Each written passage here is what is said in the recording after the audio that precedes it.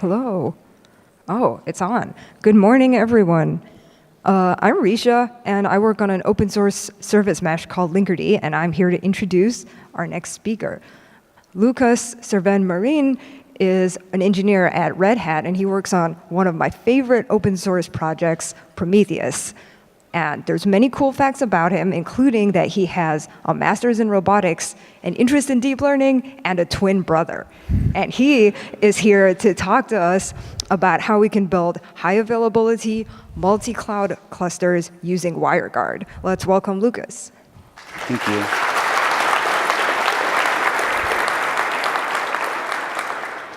Thank you very much, Risha. All right, so my twin brother doesn't come until tomorrow to Barcelona, so I promise you I'm Lucas. Yeah, so today we're going to be talking about building multi-cloud clusters with WireGuard. These are clusters that can span different cloud providers, like I can have some nodes in GCP, some in AWS, or it's also clusters that can span across multiple regions. We're also going to be seeing how we can use standard WireGuard tooling to add peers to the WireGuard cluster that may be at the edge, like IoT devices. And finally, we're going to see how we can actually create multi-cluster services using WireGuard essentially for free, just using all these standard WireGuard things. Risha introduced me. So I'm originally from Spain. You can't tell that from my avatar. I'm working in Berlin with the Prometheus operator team. But for the last 6 or 7 months, I've been spending most of my time working and obsessing and spending all of my free time on building these multi-cloud clusters with WireGuard. So I'm happy to see a lot of people here are also interested and share my obsession. So I want to do a really quick poll. Who here is using WireGuard at all? Oh, cool, a lot of people. And who is using WireGuard with Kubernetes already? Oh, wow, that's like more people than I expected. I think we can probably just end the talk now and you can talk to each other or something. But please don't do that. So for the uninitiated, WireGuard is a very modern and secure VPN. It's particularly performant in no small mean because it actually runs in the kernel. The configuration for WireGuard is also really simple, which makes it very appealing to use. Unlike some other VPN projects, the code base for WireGuard is particularly small. It's like orders of magnitude smaller than OpenVPN, for example, which makes it auditable, and also it's possible to do formal verification of the protocol. So this is what a sample WireGuard configuration might look like. If I'm configuring a WireGuard interface on my local, like my laptop, I'll have to configure a private key and a public key pair, much like I would do on SSH. Once I want to peer with other WireGuard nodes, I'll exchange this public key out of bounds, right? The other important thing to note here is that every WireGuard peer, when you peer with each other, you have to specify a whitelist of allowed IPs. And these are the allowed IPs that when I want to send, encrypt some WireGuard packet to my peer XYZ, it'll only accept packets that are from an allowed IP that I configured for myself. So for example, I want to send a WireGuard packet to 10402. I'll look it up in my WireGuard configuration. I'll say, OK, this is supposed to be using encryption key XYZ. I'll encrypt the packet with this key. And I'll send it to the last recorded endpoint. This is the actual public IP address of this host. When that host receives the WireGuard packet, it'll decrypt it using my public key. And it'll say, OK, is the source IP of this packet one of the allowed IPs for Lucas? If not, I'll throw it away. And if it is one of the allowed IPs, then it'll receive it. Anyways, you can see that configuring this is actually pretty straightforward and really flat compared to some of the really complex configuration for OpenVPN and like creating all these certificates and stuff. So it's very much more in line with doing things like SSH. If you are interested more in WireGuard, please look at the white paper online. It's super easy to read and it has a lot of really cool detail. So without further ado, I want to make a really quick disclaimer. Like I said, I've been working on building multi-cloud WireGuard clusters for the last few months. I'm doing this in a project called Kilo. You can find it on GitHub. A lot of the examples that we're going to be talking about today are going to use this because it's what I'm familiar with. But also, all the things that we're going to be talking about are things that I researched and developed while working on this project. So it's the stuff that I'm most familiar with. Without further ado, let's talk about how does this actually work. So if I launch a normal Kubernetes cluster on AWS, normally all node-to-node communication and all pod-to-pod communication will take place over some private subnet, right? So that might be 10.0.0.1. If I later want to add some node to this cluster for some reason from another cloud provider, I can no longer use private networking, right? I can't route to my GCP private network from AWS. It just doesn't work. So the obvious solution here is why don't we take some public IP addresses.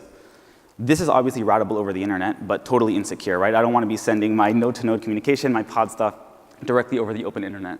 So this is just out of the question. The solution that we've always done is let's just create a VPN. What I'm going to try to convince you of today is that using WireGuard, we can efficiently secure pod-to-pod communication and node-to-node communication so that we can extend our private subnets and route packet. And what we can do is create a fully routable pod network and fully routable subnet for service subnet that spans across cloud providers. We can skip this and come back later if we have time. All right, so why do we want to do this at all? Let's say that I'm deploying some Kubernetes cluster to US West. If I'm lucky and I'm using a really cool distribution or Kubernetes installer, I might get multiple availability zones. But if I'm not, or if maybe the whole cloud provider is down for some reason, or maybe I'm relying on some cloud service like S3, and S3 is just down like it was last year. In that case, all of my clients here that are trying to access my service are going to be out of luck. One thing we can do to address this is we can say, OK, how about in the same region I deploy clusters both in AWS and GCP? In this case, they're both serving clients in the same region and providing low latency responses. But this way, if AWS is down, I can fall over to all my services running on GCP. And the benefit of doing this is that we can deploy only one only one deployment and distribute pods automatically to nodes running in both clusters. Obviously, another traditional solution to this is using federation. But today we're talking about how we can do this, solve these problems a different way using WireGuard. A topology for this cluster might look something like this. Maybe I have one gateway in AWS and one gateway in GCP that are providing the cross-cloud communication. So all cross-cloud communication from AWS to GCP goes over one link. If that link for some reason goes down, it automatically falls over to another link. But the thing that's interesting is that I can keep all communication within one cloud fast and unencrypted and not using WireGuard and just use direct routing. And I can only have to encrypt cross-cloud communication. Another good use case is, let's imagine that because of reasons, we're working at some company and we have our own private cloud. And we are in the unfortunate situation of providing a service that's too popular. And now we have to scale elastically and add a lot more nodes. How do we do this? I don't want to have to buy a bunch more nodes and install them for traffic that we might not be having tomorrow. It might just take us too much time to do that. A good solution that we can do is say, OK, I'll spin up 100 nodes in AWS and join them with my cluster in my private space. And now I can elastically scale my cluster without having to create 2 Kubernetes clusters or install new nodes in my private cluster or anything like this. The same thing happens for what if my private cluster, my cluster in my private cloud, doesn't have some resources like GPUs. What I can do now is I can say I'll have all of my regular cluster stuff running in our private cloud, and I can launch a bunch of GPU nodes in AWS to complement the features that I don't have in my private cloud. Or if we're running in some private cloud or in some public cloud like DigitalOcean or anything else like Hetzner Cloud or something in Germany that doesn't have GPUs either, or any other accelerator, we can mix and match the features we want by creating multi-cloud clusters. We can come back to this later as well. Another good valid use case for creating clusters using WireGuard is who's ever run a cluster in some cloud provider that didn't actually provide isolated private networking? Like who's ever run in DigitalOcean before 2018? Exactly. So if we're running in some cloud provider with shared layer 2 between tenants, node-to-node communication might actually not be secure. And this means that other tenants can read our Ethernet frames and stuff. So one thing that we can do to secure this is we can say, let's mesh all of our nodes in our cloud using WireGuard. And that way we can encrypt all node-to-node communication and make sure that no one else can snoop our traffic. We can do this later as well. In this case, we'd be creating a full mesh between all of our nodes. This is one really trivial solution, or one really trivial topology for WireGuard, but we can actually create much more exotic topologies. If we're running a multi-cloud cluster that has some nodes in a private cloud that have to be fully meshed, and some nodes in GCP, for example, that don't need to be fully meshed because they actually have secure private networking, then we can say, all right, let's keep that stuff unencrypted, and let's mesh everything here fully. So we'd end up with a topology that looks something like this. By the way, all of these graphs are being generated using the Kilo command line tool, and we can talk about that later if anyone has any interest. OK. I've talked to you a little bit about the motivation for why we want to create multi-cloud clusters, and now we're getting into some of the consequences of this decision. It turns out that we can actually do really interesting things with standard WireGuard tooling.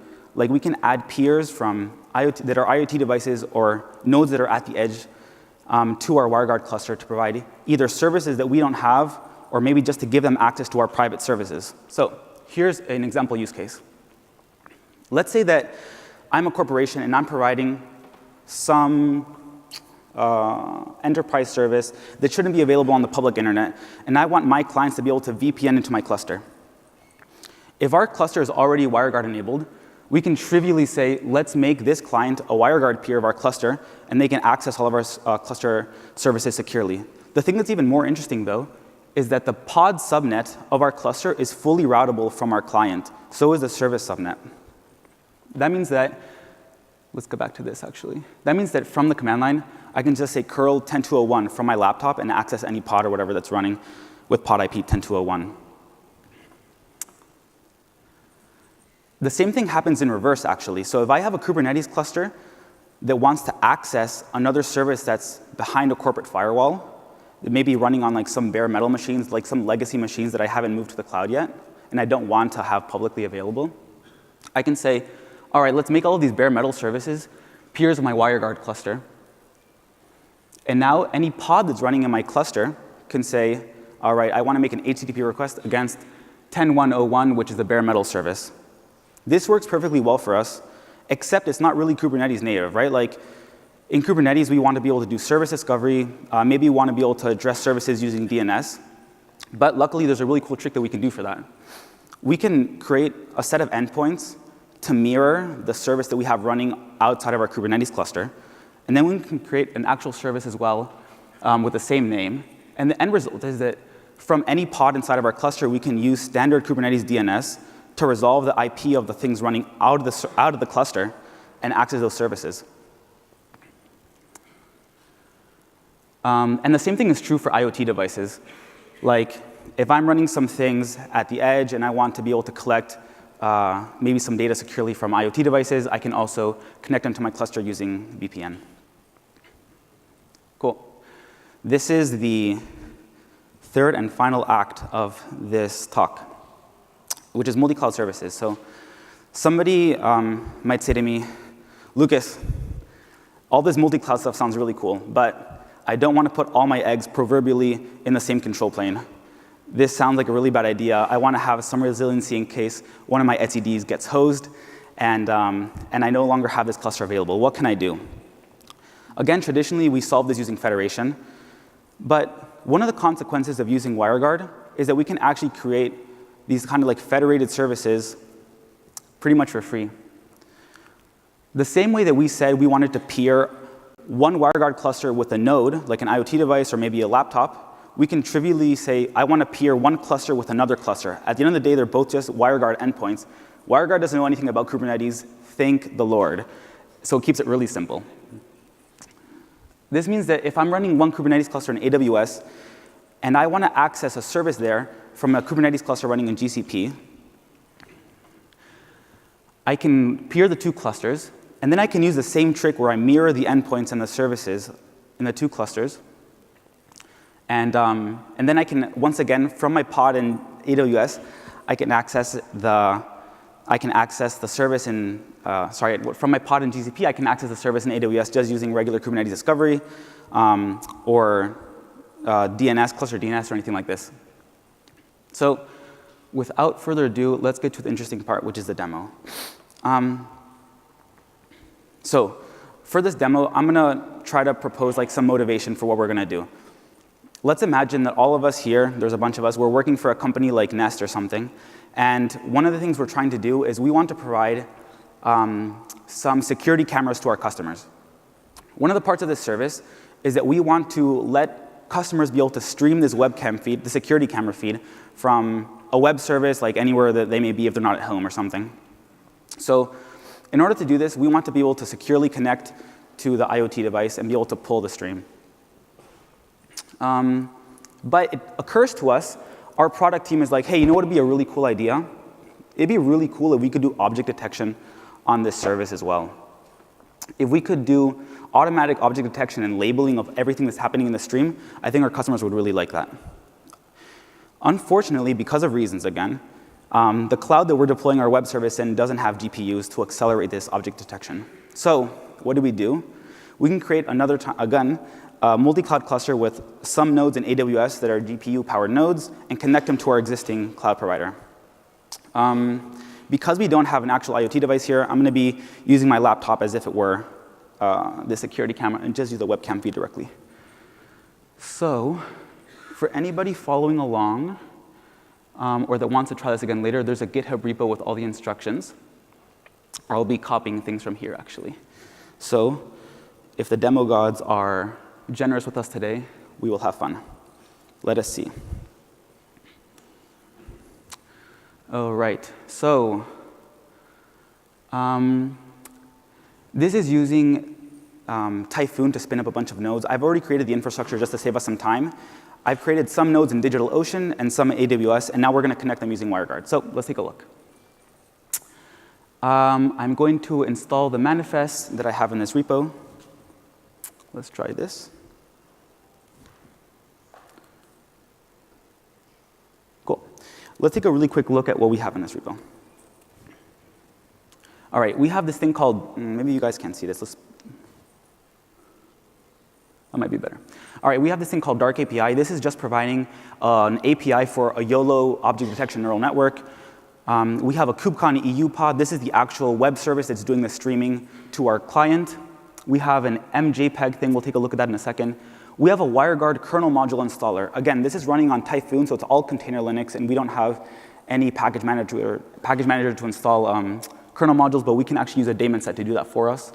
We have an NVIDIA device plugin. We have Kilo to do the WireGuard networking, and we have an NVIDIA kernel module installer. Let's take a quick look at the mJPEG thing. This looks familiar. This is just the mirrored service and endpoints that we were talking about earlier. So we're going to be mirroring the service that's being provided by the IoT device so that we can access it like a native service from our other daemon set here. So here towards the bottom, oh my God, whatever. Towards the bottom, we have this thing that says stream mJPEG default. This is just using the cluster DNS to resolve the IP of our endpoint that's providing the webcam stream. OK, let's go back to the interesting part. Now what we're going to do is we're going to actually create a WireGuard interface on our local machine.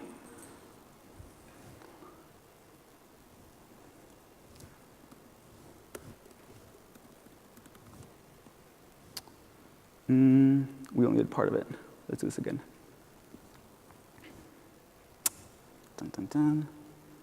OK, great. Let's see. IPA. So we have a WireGuard interface here. Perfect. Now we're going to generate a public and private key pair for this interface. Come on. Oh, sorry, wrong thing. Let's do this again. We're going to generate this puppy. Cool. So we have here private key, public key. Perfect. Now what we need to do is we need to actually peer our local WireGuard interface with our cluster that's running WireGuard. Kilo provides a CRD that you can use to define a WireGuard peer. You can just list your allowed IPs and your public key, and this will automatically generate the actual any config for WireGuard on the cluster nodes. So let's do that. OK, so now our cluster knows how to contact our local node, but our local node doesn't yet know how to contact the cluster. So this is what we have to do here. We'll use the Kilo command line tool to generate the configuration and then apply it to our local node. All right. The last step here of setup is that we need to actually add routes to the pod subnet and the service subnet so that I know that when I want to send a request to 10.201, I have to route it through my Kilo interface, my WireGuard interface. So let's do this really quickly. All right, we created a bunch of IP routes. Let's see this. Cool, so you can see now that I have 10.2.0 this, /24 via WireGuard, same thing here. The WireGuard IPs, and also the private IP addresses. OK, finally, what we're going to do now is we're going to actually run the webcam service that's providing the stream. I'm going to run it in another terminal here. We can send it. All right, cool. So this is just using this is just running a Docker container that's providing the stream. I'm going to move it back out of the way so we have more room. And the last step is that we're actually going to open up the IP address of this pod that we have running in our cluster. All right, cool. So this is doing object detection on me. Again, notice that what this is doing is we have a service running in DigitalOcean that's reaching out to my laptop, pulling images from my webcam, sending it to AWS for GPU object detection, and then sending it back to me. All right, and this is all powered by WireGuard and made possible this way. OK? This is happening on our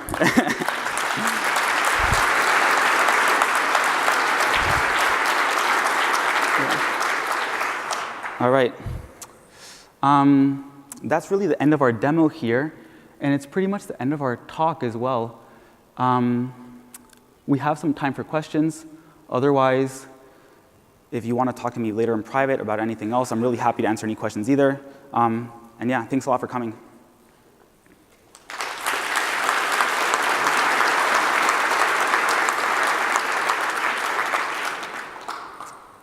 It looks like we have some people here.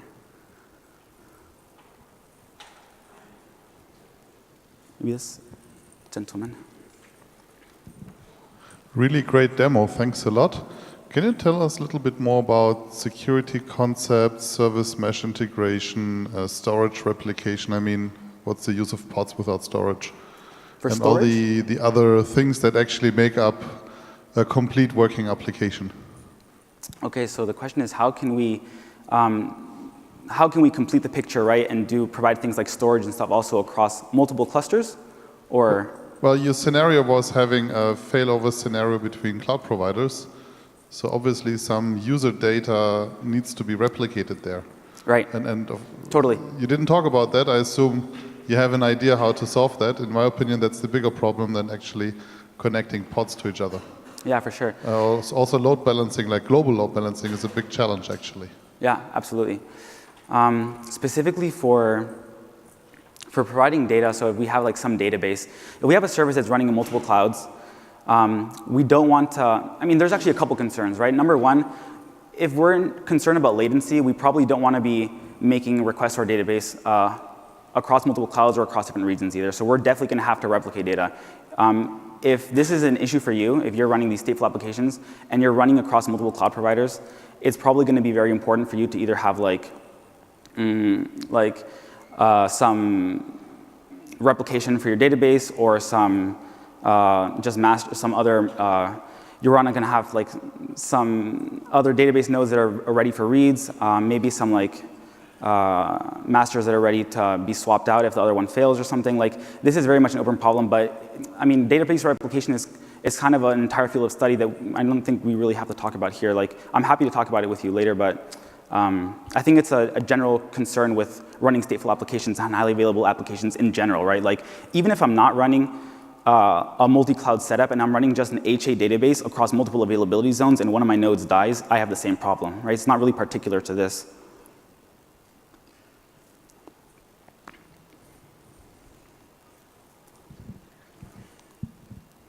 Hi. Sometimes you may need to run a peer in an environment that is behind a firewall or requires accessing the internet through a proxy. Can you tell me about the, how compatible this would be with proxies and firewalls? Okay. Well, one thing you should notice is that for this example, we're running this laptop, right, is connecting to our cluster, is being NATed, right, through our like IP, this doesn't have a public IP address, right, so we're being NATed, and still I'm being able to connect to my, I'm still being able to connect from my cluster to my laptop. Obviously, WireGuard is not like a layer 7 protocol, right? This is like happening at UDP level. We're encapsulating all of our encrypted IP packets inside of UDP. So you're going to have some UDP port available and open. This is one important thing. But one of the things that's interesting is that WireGuard has built-in roaming enabled. So like the IP addresses for all these things can change, and they'll update automatically and kind of transparently. And this does work behind NAT and other kind of like standard gateway things.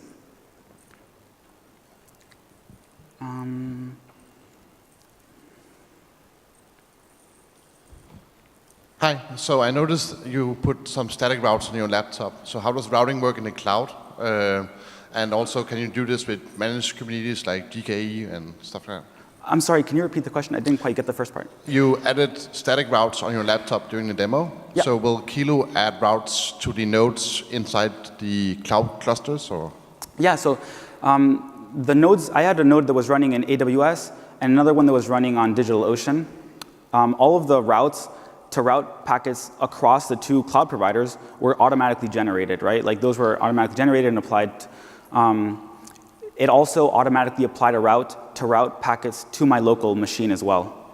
Yeah. This doesn't work today on GKE because they have their own networking provider.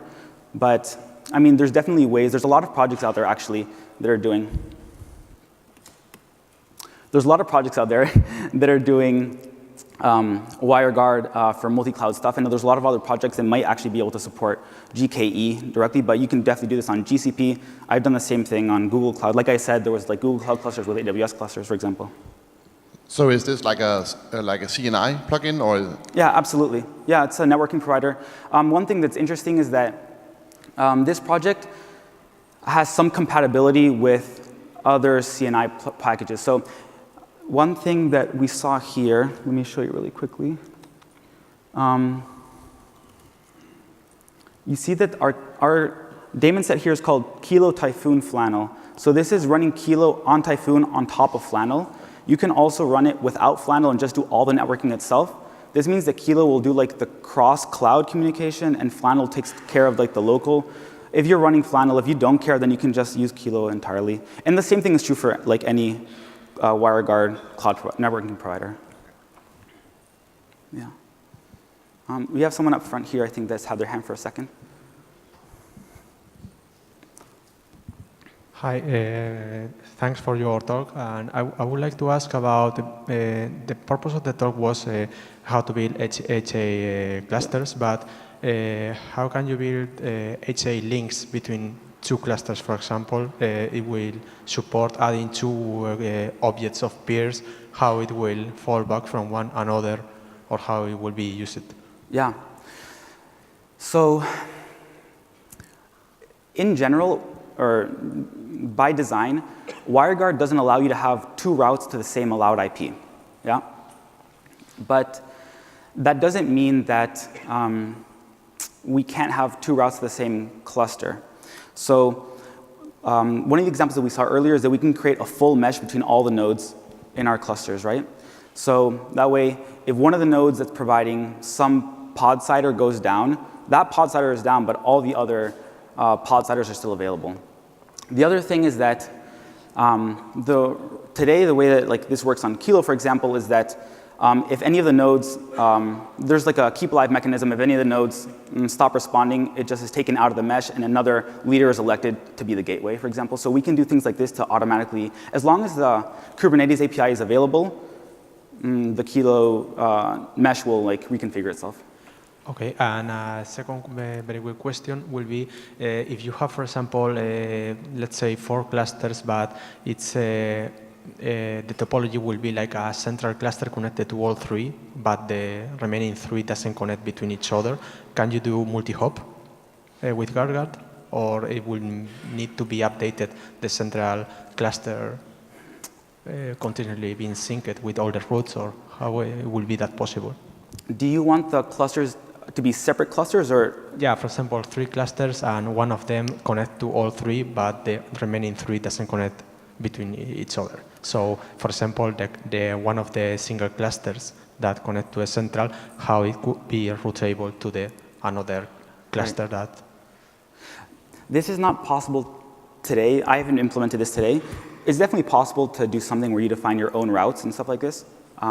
This is an interesting use case. I can't think of right now like an example that I would do this for, but yeah, I'm sure that you could figure this out. Like at the end of the day, you're just applying routes, and we need to just have some configuration mechanism to say this IP via this route. Yeah. I think we have time for maybe one last question.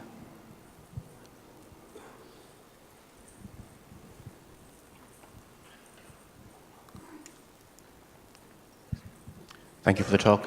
Can I ask, do you think with something like WireGuard Go and network namespaces, it might be possible to have pods that only have a WireGuard interface in them and therefore don't need any routing configuration or special privileges on the underlying node?